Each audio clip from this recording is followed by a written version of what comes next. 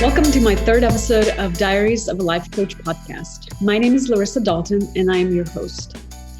This podcast documents my journey of building a life coaching business, where I talk about the steps I took to create my company, build my clientele, my coaching experiences, discoveries, and transformation. And I will also have many guests to help me address various issues that come along the way. So thank you for joining me for the first time or rejoining me. I am grateful you're here today. So last week, I talked a little bit about my marketing strategies, and I've identified an area that I needed to improve in, and that is sales. I don't have much of a direct sales experience. So since last week, I have enrolled into a program called 2K for 2K. And it's a sales program that teaches you how to make offers, evaluate your interactions with your clients or potential clients, and essentially convert your prospects into your clients. So improving my sales skills is a critical component in my growth strategy. But now I'm super pleased and excited to have my first guest and a time management coach, Gretta Scholten. I am very grateful to have her here because what she is going to talk to us about is critical for every new business, every new coach, and every new entrepreneur. So, Gretta, I'm so thankful that you're here. Please introduce yourself. Yeah, so my name is Gretta Scholten. I am a time management coach for female entrepreneurs. And I discovered coaching actually by finding Brooke Castillo's podcast back in May of 2019. And I joined her group coaching program right after. And I very quickly decided that I wanted to join her certification program. And I put it on the calendar for summer of 2020. So I did that like June of 2019. And I didn't even know when she ran them. I was just like, for sure, I'm in. $18,000, I'm in, no problem. And then I actually had quit my job the next month. I was an occupational therapist in a school, and I had been for 7 years. And so I quit my job because I was pursuing food photography. I was tired of occupational therapy. I wanted to find something else. So I was pursuing food photography. I had none of the skills I needed to build a business. I had no idea how to make money.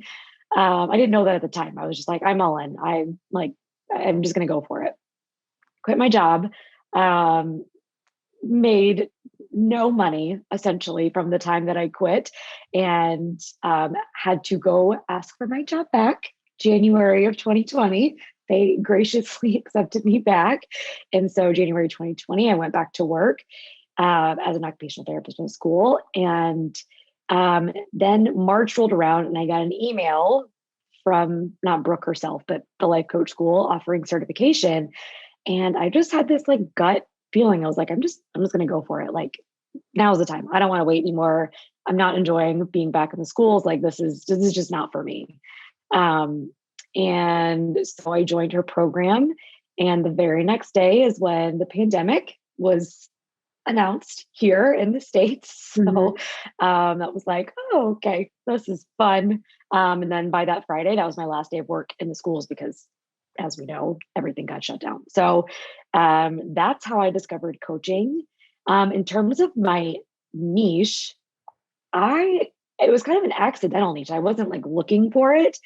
It was just kind of what I was naturally gravitating to. I was open to coaching anybody on anything, but just over time, that's just kind of that was my biggest work. Is I had summers off and I had all this downtime, and I didn't know how to structure my days. I sat around like wishing and hoping things would be different, and I didn't know how to create that structure for myself. So I had like these big ideas, but I didn't know how to kind of like lay the path to those like big ideas. I was like vision of what I could be doing with my time. And I just couldn't ever connect the dots. And so pandemic hits and I'm home and I'm like, okay, this is it. I need to figure this out. And so with the tools that I had learned through my certification program, I then had the pieces that I needed to in order to structure my day. And so, because I figured that out for myself, and I know that's such a hard thing for a lot of people, I know it was hard for me having like all of this time and you don't know what the right thing is to do. Yes. Yes. You're like,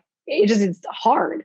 Yeah. And so since I figured that out for myself, I know that other people struggle with that too. And I know that's such a barrier to creating the business that you want. And so that's kind of how it came about. It's just very organic. So it's very organic, but like it really did. It just came about very organically. So yeah, I went from occupational therapist with my master's degree to food photographer, making not a lot of money, to coach within a year. Just crazy to think about. Mm-hmm. You seem pretty happy. Yeah. It was the best decision ever. 100%. Yeah. So Gretta, my first question to you is, what's your favorite color? My favorite color. I kind of have three. I love black. Well, you can actually see my background. Black, white, and green together. Like, I don't know if I could pick, but I love that color combination. That like is what I gravitate towards. That's amazing, because that is actually the colors of my podcast cover. Oh, perfect. So those are like some of my favorite colors as well. Yeah. Awesome. That's fun. What is your approach to time management? Really, I would just break it down into three really simple steps. There's planning, there's following through, and then there's evaluation. Mm-hmm. And so usually most people struggle with that planning aspect. They either don't plan or they over plan. Mm-hmm. And both of those can really trip you up. So that's where I see most of my clients struggling, is in that very first step. Usually if they have a good plan, whatever that means to them, like where it's, in my mind, that's a doable, achievable, clear plan. Mm-hmm. That's then things get really smooth from there. And then the evaluation piece is just assessing what worked well during the week, what didn't work so well, and then what changes you're going to make for the following week. So you're always learning. You're never just like blindly charting a course. You're always looking back on your week and seeing like your progress and what went really well. Mm-hmm. Most people aren't doing that. Yeah. I think that really resonates with the 2K to 2K program. Yep. I think that I give Stacey Bayman all the credit for that process. Yeah, no, that's great. I'm so happy I discovered that. And I want our audience to know that as well, that evaluation is a critical growth component. So, yeah, absolutely. Yeah, absolutely. But if you're not doing that, the other thing I would add to that is like, you have to be doing things and like knowing what you've done in the previous week to evaluate.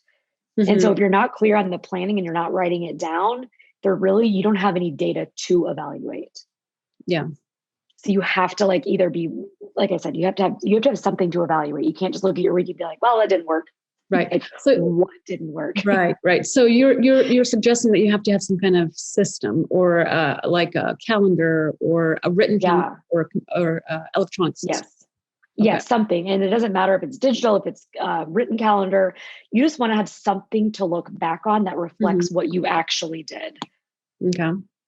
Because if you're just like looking at your account, like, so you say you planned your week, but you don't follow your plan, like, what are you even going to look back at? Right. Like, there's nothing to evaluate. So write down or like adjust your calendar for what you actually did. Like you can have what your planned day was, and then make notes of like what you did and didn't do. I like to take a screenshot of my calendar when I write it for the whole week. And then I adjust what I actually did during the week as I go along. And then I can compare the two. Yeah. So outside of, say, meetings and say like workout time, meetings, what other information would you add to your calendar to be able to accurately reflect on? Yeah. I mean, really in the beginning of a coaching business, I mean, like, again, everything I know about my coaching business, I learned from Stacey. So, not everything, but my business side, all Stacey. So it's really just meeting people. And so I was guilty of just like filling my calendar with just a bunch of random stuff, like cleaning my house or like writing blog posts or a bunch of stuff that it just isn't as important in the beginning of your business. You have to meet people. They have to know you exist. Yeah. Like, but you have to, so like, I would say in the beginning, the most important thing is finding new ways to meet people. And you can be really creative with that, whether it's Facebook or Instagram or podcasts or Clubhouse or, just being super creative and getting yourself in front of people and meeting people and letting them know what you do. Because there's like this other identity piece too, to when you're changing careers. If you're a new life coach or any new business venture you have, like there's an identity shift you have to make too. And the more people you meet and the more people you tell them what you do now, the easier and faster you make that shift. Yeah. Okay. So that's what I would say in terms of like putting things on your calendar. You don't have to, and I think that's the other thing. If you're anything like me, you're going to overschedule yourself with things that don't really matter. Like really focus on like the one or two most important things, do that and follow through that consistently. Yeah. So interesting thing, since I started following you, I noticed your account. I don't remember how I came onto your Instagram, but I've noticed that you've kind of transitioned a little bit. When I started following you, you had your calendar in pretty much every single minute was scheduled. Yeah. And now I feel like you kind of changed that a little bit. What contributed to that? It really sunk in that the actions that I was taking, that's not what produces your results. It's your beliefs, it's your thoughts.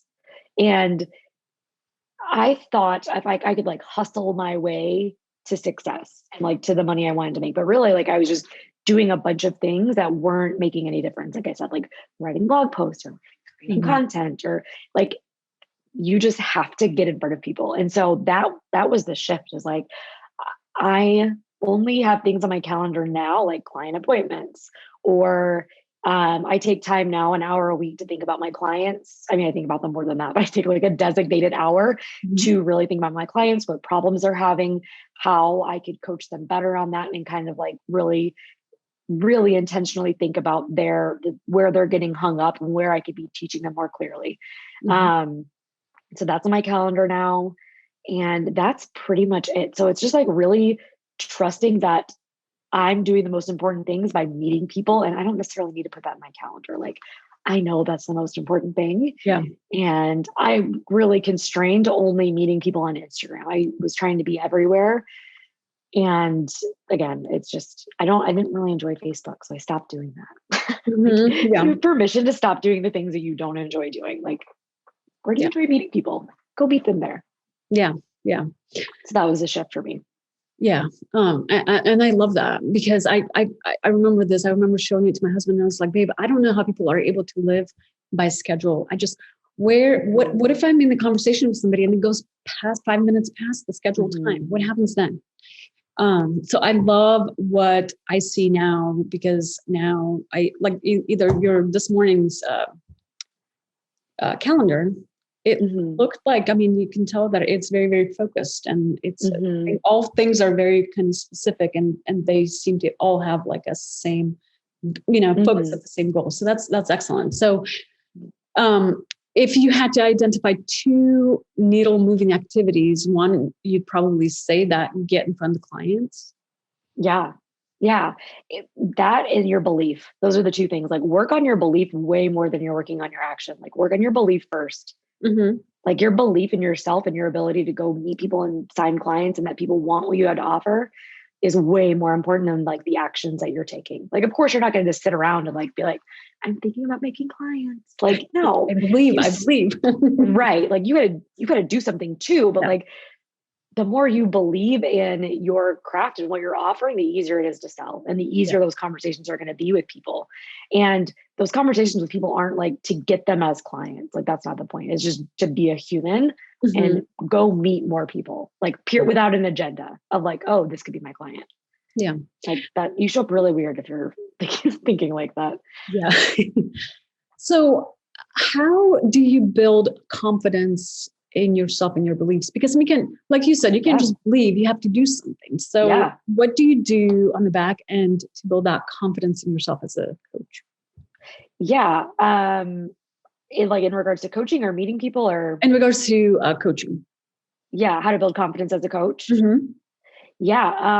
Just be willing to be really bad. Like you're not going to be great at first. Like seriously, like you're just like, you've got the tools, and I would say heavily rely on your tools. Just like, even if it feels very rote, like whatever your like training was, rely on those tools until it becomes natural. Like don't try to like do your own thing. I feel like I got in that too. I'm like, oh, I don't need these. Like, no, you really do. Like, you just really do. And you're not going to be very good at first, but you can still change lives, even if you're not like the most excellent coach. Like, you can still have an amazing impact on people because people don't even have those tools.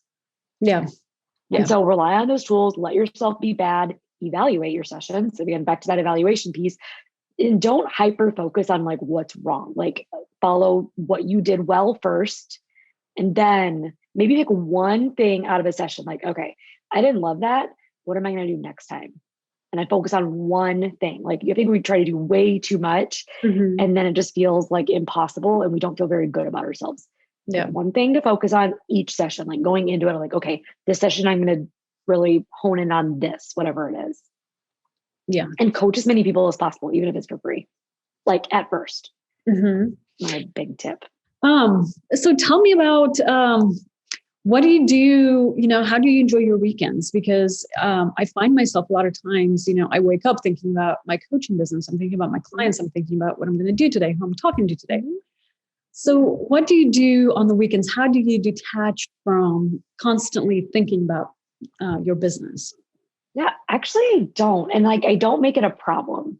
Like, I think there's this like idea that we need to be only working in certain hours and like we shouldn't be working on the weekends.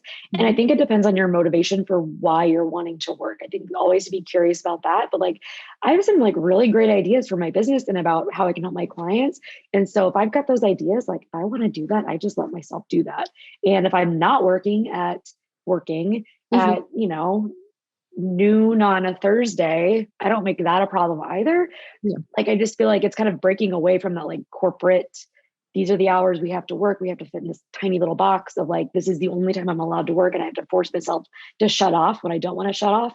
And I have to force myself to work when I should be working. And like, it doesn't need to be like so black and white like that. And I think that's where we like cause ourselves a lot of unnecessary emotional challenges, is just because we're trying to force ourselves to be a certain way. So, but I would say like, if you're thinking about your business because you're thinking it's not working or you need to do more, like that's, I think, worth investigating. Like, okay, like I've already done enough. I don't have to force myself to have ideas on the weekends. So I think it's be curious about that too, of like your motivations for like why you want to do something. And I'm not saying you wait for motivation to take action, like for sure, not that either. Like, sometimes there's going to be times when you need to like, all right, like we need to get this podcast episode out. I need to make an offer, whatever it is. But like, there's a healthy balance of that too, of like, okay, like I've done my belief work and now I'm just going to take action. I think that's the most important piece. Yeah. Like really knowing where your brain is at, like doing a thought download, writing down everything that's in your brain, seeing where you're really believing, what you're really believing about your business today. And then what would you need to believe to like take action? Yeah. So I love that idea. It's something that also I've been introduced when I started like going through coaching school, is like really writing out your thoughts. And sometimes it's very hard to write out a thought because, you know, if you're inexperienced, you know, kind of isolating a thought and writing it out, it could be difficult at times.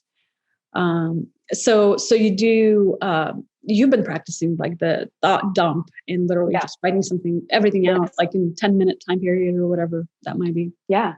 And I just say, if you don't have anything to write, like I just write, I don't have anything to write. I don't have anything to say. And like, if you do that long enough, like the thoughts come. Awesome. That's great. That's great. I hope you guys heard that, because I think that's such an important point. My next question to you is, how do you differentiate yourself from other time management coaches? Yeah. I honestly, I don't even think about that. Like, I'm not like, oh, I need to be this way to be different. I am just my authentic self, and I'm okay with people not liking my authentic self. Like, I do coffee pours every morning. Like, I just do I just show up how I want to show up. Like, I'm also very interested in like using your calendar to build your own self-image and to build your confidence and to step into that person that you want to be. I honestly don't even look at I think I maybe follow a couple of their time management coaches. I think technically, but I think I like unfollowed their content because like, it just isn't relevant. Like, I don't care Yeah. what they're doing. Like, it's just not relevant to me. And Mhm. I'm not trying to be like the right time management coach and do things the right way. Like, I just show up as myself and what I'm interested in. And I let myself talk about whatever I want to talk about. Mhm. And I don't worry about like trying to do it right. I just show up as myself. And I think that is the differentiating factor. Like, I don't even know what like the time management trends are. I don't have no idea. I couldn't even tell you because I don't like it. It's just so irrelevant. I'm like, there's no right way to do it. Like, if I show up as myself, that's going to be attractive to people. Yeah. The That's same is again, true for anybody. yeah, that's an amazing point. I just started my business. Like, so this is second month going into my coaching business, and I'm just starting to get responses from people that have seen me transition, from corporate job to this life coaching. And, although it's still, Marissa, I can see you do this, you have presence, you have this, the compliments are still not like you're fantastic, Yeah. Um, but I love what you said, like bring more of your authentic self and Being also, willing for people to not like you. yeah. That's true. Like, and I think that's like one of the reasons why we don't just show up as ourselves is like, we're worried people aren't going to like what we have to say. We don't want to step on any toes. And then we show up like super bland and boring. Like nobody's gonna be paying attention to you. Like, yeah, sure. People aren't gonna really have a lot of negative thoughts about you because they don't even know you're there. Yeah. Yeah. So how do you, it's human nature to like look at your peers, look at other people, and how do you keep yourself from sort of crossing into the sort of jealousy versus inspiration? How do you keep that balance? Yeah, I heard something from one of my coaches, Samantha Siffring, about using other people's success as evidence that you can do it too. So evidence for your own success, like, oh, it's totally possible. And so I noticed my brain wants to go to the place of like comparing and, feeling bad about myself and my results. That's one strategy I use is like, oh, right. So that's just more evidence that this is totally possible for me. And then the second thing is that's usually a red flag to me that I'm not spending enough time thinking about my clients. I'm way more worried about myself. So I can like redirect back to my clients what they're struggling with and it solves it like that. That's awesome. Awesome. Irrelevant. Yeah. I love that. I love that. Refocusing on your clients. Yeah. Because like there's no pain there when you're thinking about your clients' problems. It feels very different. It feels very productive. And when you're thinking about yourself, and especially in comparison to others, it can not feel like comparison never feels good. It just like it. We think it does if we're like looking down on somebody. It's like this temporary like little hit, but then like the reverse is true too. You look up at people and like, oh wow, I'm not there. Like it's just never productive. And it's always a false sense of either confidence and it's also a false sense of like insecurity. Like neither are true. Yeah. There's no measuring stick. We can't compare where we are. It's just like it doesn't even exist. Yeah, I love that. That's an amazing point. I hope you guys are hearing this. This is gold. So my next question to you is, when you think about time management, you typically draw on your own experience, right? Or well, yes and no. I have tools that I learned through my school too. So I've kind of just started to make those tools more of my own. Okay. But I think it's kind of the same as like when you're first coaching too, you're just going to be very rote and relying on the tools. Like that's just how we learn.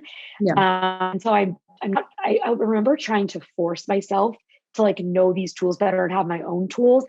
You just can't until you have working with clients and like seeing their problems. And then your brain can get to work to making your own solutions that work for your clients. And so I think it's like, that's how I started, just using the tools that I learned.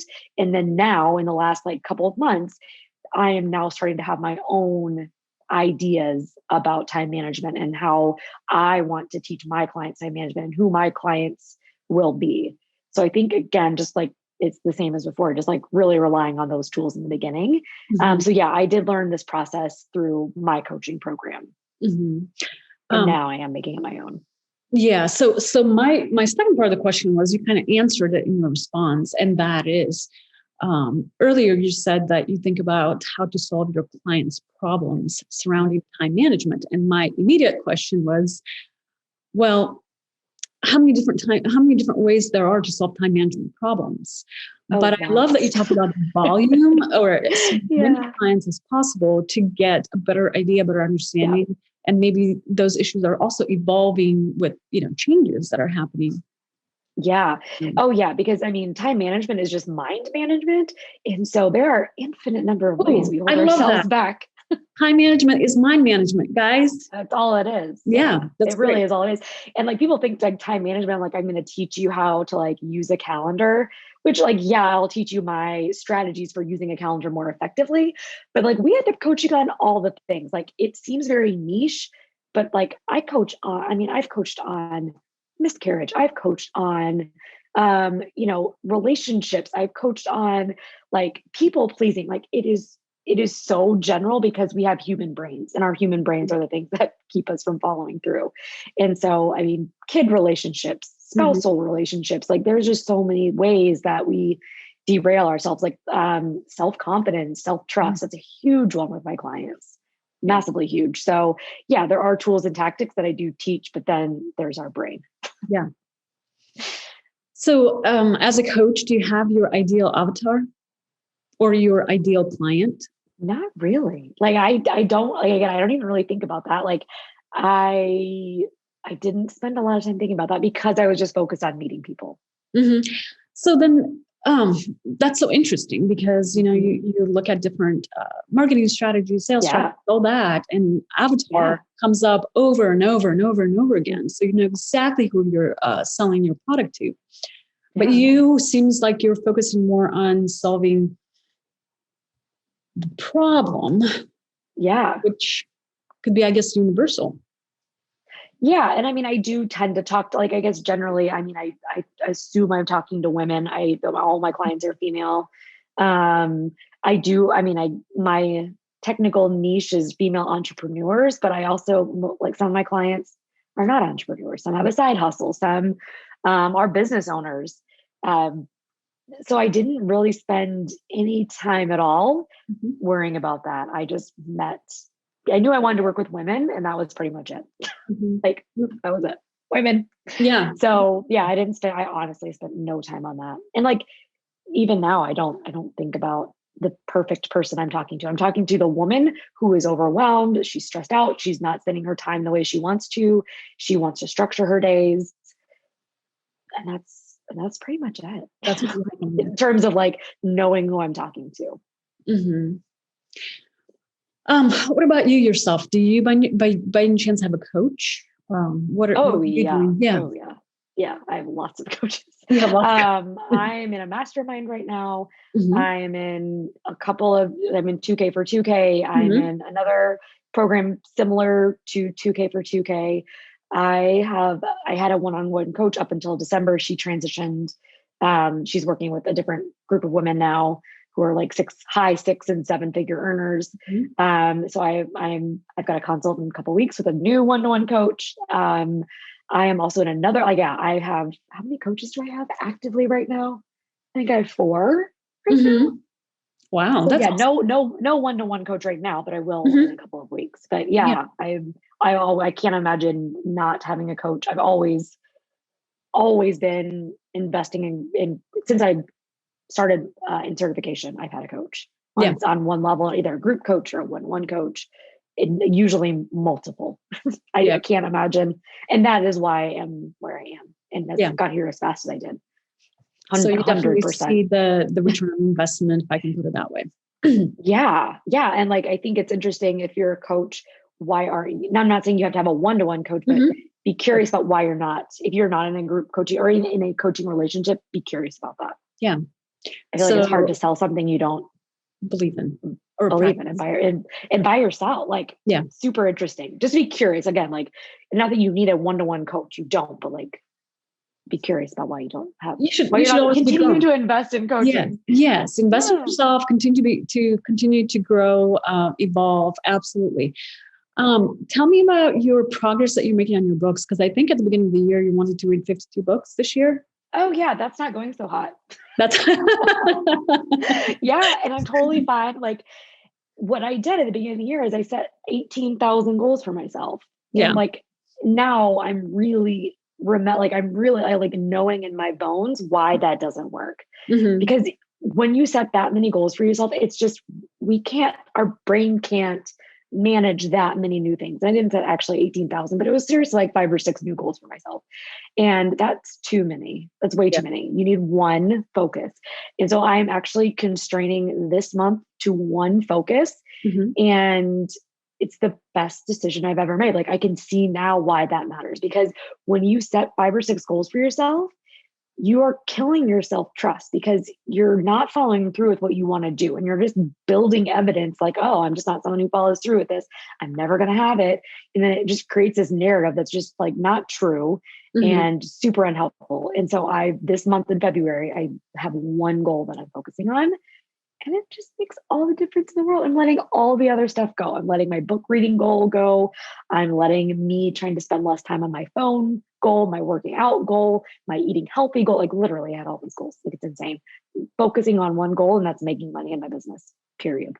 Awesome. And it doesn't mean I'm just sitting around doing nothing else, but like if I do those things, if I sit and read a book, or if I spend less time on my phone or whatever it is, like I'm going to do some of that stuff, like just because I've got the time to do it and I'm not judging myself for not doing it. Mm-hmm. So I would highly recommend constraining to one goal. As hard as it is, like I know I'm guilty of it myself, but huge difference constraining to one goal. My next question. Now, do you have any kids, Greta? I have a stepdaughter. How do you balance like your relationship with your coaching? Because again, for me, coming into coaching, like I want to learn as much as I can. I want to read as much as I can. I want to listen as much as I can, do my programs, coach and be coached and all of that. Mm-hmm. And I'm going to be honest with you. Sometimes my husband's like, hey, are you done for the day? Like, hey, we need to spend some time. How do you manage that? Yeah, I mean, I think it's kind of twofold, like be super curious about what you're doing. And then like, are you doing the most important things in your business? Like meeting people? I feel like the rest of it, like when you're new, meeting people, that's really the only thing you need to do. Yeah. And like, tell them what you do, tell them how you can help them. So I feel like that is number one. And then I like be super, I guess that's always my thought too. Like I love to consume and I love to learn. I do that in my downtime and I don't really make it a problem. So you just decide, but I always have in the back of my mind, like, you want to be creating or meeting people more than you're consuming. Okay. Oh, that's awesome. I like that. And then you just decide in terms of like how you want to spend your time. And like, of course, spouses will make requests of us. That's what they do. They do. You just get to decide like, hey, I'm actually working on this. Yeah. I love you and I'm working on this. There's no right answer. You just get to decide how you want to spend your time. Yeah. So Greta, obviously you've done some of these interviews. What question you expected me to ask or wanted me to ask that I didn't ask of you today? I mean, I think you cover like it's just in terms of like what I do with my clients. I could maybe talk about that. Like just essentially like we work on first understanding the cause of our emotions, because the reason we do anything or we don't do anything is our emotions. And so until we understand that, like the time management piece, like in terms of like tools and tactics, they don't really matter. So we would cover that. I cover that first with them. And then they get to learn all of the kind of like tools and strategies. And then we coach on everything that comes up. We always set a goal in the beginning too. Yeah. Always set a goal. And so, yeah, that would probably be the only question that I was maybe expecting that you didn't ask. Okay. But you kind of asked it. Okay. You asked it in similar way. Well, I do feel like the things that we talked about are so critical for new coaches to know, because I've learned so much through this podcast myself. So that's awesome. Yeah. I do want to ask you one more question, and that is, times have changed and meeting people is a different ballgame now. And I love how you and I started talking is because you posted, if you want to just have some coffee and chat. Let's do that. And I absolutely love that. And in fact, I'm kind of adapting that. I hope you don't mind. But I'm setting up my own coffees and chat because like I said, I love that idea. I love that you did that. But when you're saying, meet people, tell them about what you do. Can you walk us through maybe like a scenario, say how you meet somebody on Instagram, what your process, how you followed through and essentially make that person your client if you're okay. Yeah. I think that's the biggest thing is I don't think about making them my client. I really genuinely show up and meet people and like, just like human to human, like, and I don't interact with anybody that I wouldn't like be natural, like have a natural comment to say to them. I don't force myself to say anything. Like if you have a dog, I'm probably commenting on your photo. Like 100% chance. Yeah. So like that, like I just talk to people who I would like think, oh, like they natural gravitation. Yeah. Right. And like, I don't have any agenda. Like I drop my agenda. I just know if I show up and I meet people, like people will be attracted to me. And like, there's no way for me to know who's going to be my client or not. Like, I don't have that sense of like, who's going to want help with what I offer. And so I think that's the biggest thing is just having no agenda and just showing up and meeting people that you would naturally talk to. Or even people that you might like just be curious about. Maybe they're not like in your normal friend circle of like who you think would be a friend. Like if you have a common interest and just like making a normal comment, like if you like tea or traveling or dogs or whatever it is, just like meeting like-minded people and just being a normal human to them. Like that's probably my best. And just knowing that you can't ever know who's going to be your client and and you don't know when they're going to be your client. Right. Like that's not your business. So you just engage. Yeah. Just engage. How do you no agenda. Right. Talk about that for a second, because that is, as an entrepreneur, I think it's a natural state of being to have an agenda as an entrepreneur, because you have these goals that you set out for yourself, for your business, so that I feel like there's a little bit of a, not necessarily conflict, but like, as a coach, you should be like blank canvas. And as an entrepreneur, you have to make things work. So how do you create that state of mind where you don't have an agenda? Yeah, I don't make my clients responsible for my results. Like I create my results, period. Like I don't know who's going to be my next client. It's not like, they don't owe me anything. Like they don't care how much money I make. Yeah. Don't care.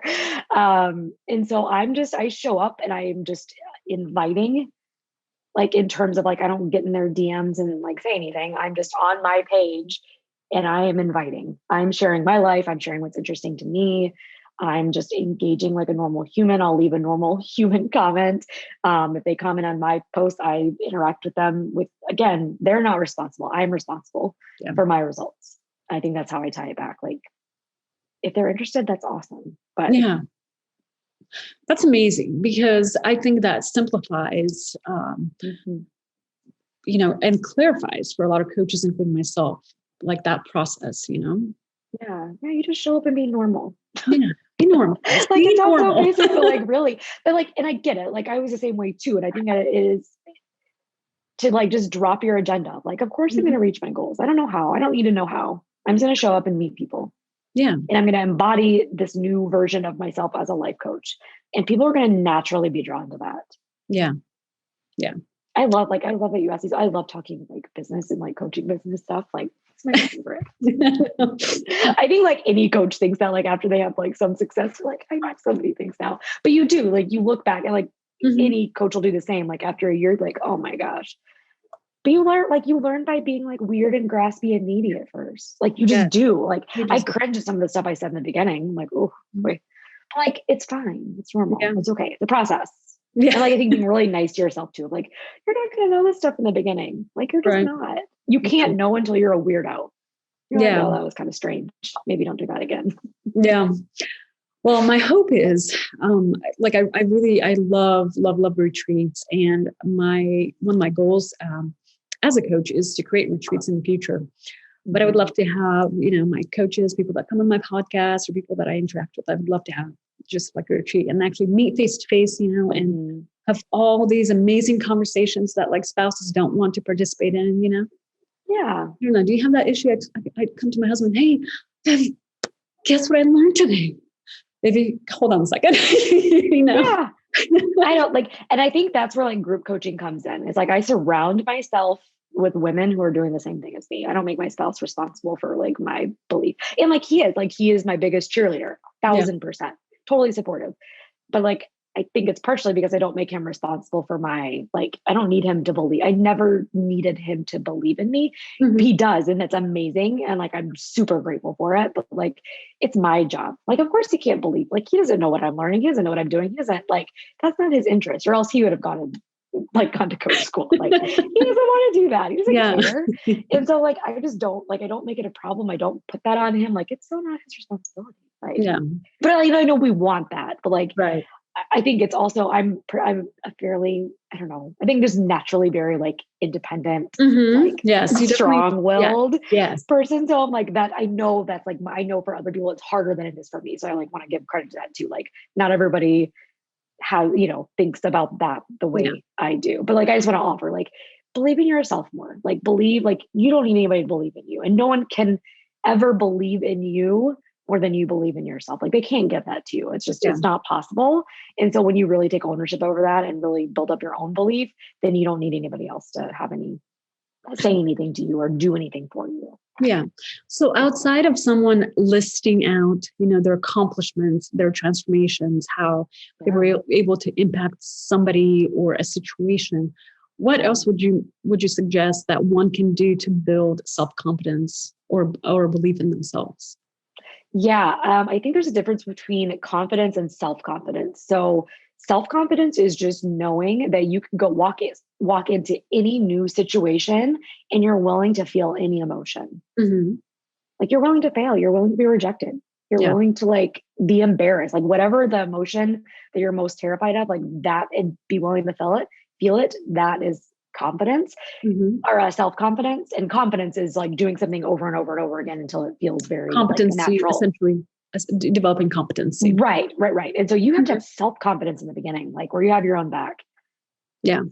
Like that you are willing to just feel like whatever the worst emotion is for you. Like, right. Disappointment, embarrassment, and just not beat the crap out of yourself when you make a mistake and you're not good. Yeah. Like, right. It really is like back to that, like this course be willing to be really bad at first. Yeah. So that's how you do it, is like you do something new and then you don't make it a problem when you're not an expert. Yeah. Because you're not going to be an expert. Right. And you have to go through a lot of this in the beginning. And I think the more willing you are to put yourself out there when you're not confident, the faster you grow. The bigger your, like I think Stacey said, the bigger your pile of failures, the bigger your pile of successes. Yeah, that's awesome. I love it. You've given us amazing advice. And like I said, I have many takeaways from this session, and I know that our viewers do as well. So if people want to get in touch with you, how would they get in touch with you? Yeah, 2 places. So I hang out mostly on Instagram. I'm at Gretta, GRETTA _Scholten, SCHOLTEN. And then my website is Gretta Coaches. So either place, they want to get in touch with me. Awesome, you guys.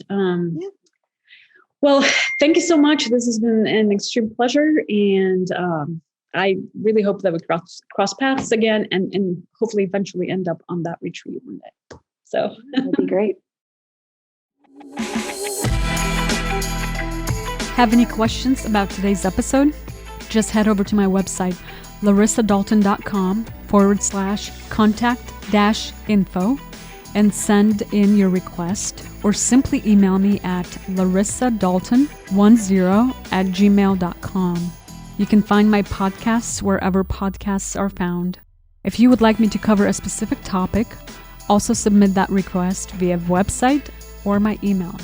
Connect with me on Instagram at Larissa_Dalton, or book a complimentary session with me at larissadalton.com/coaching. Thank you again for joining me today, and I hope to see you next time.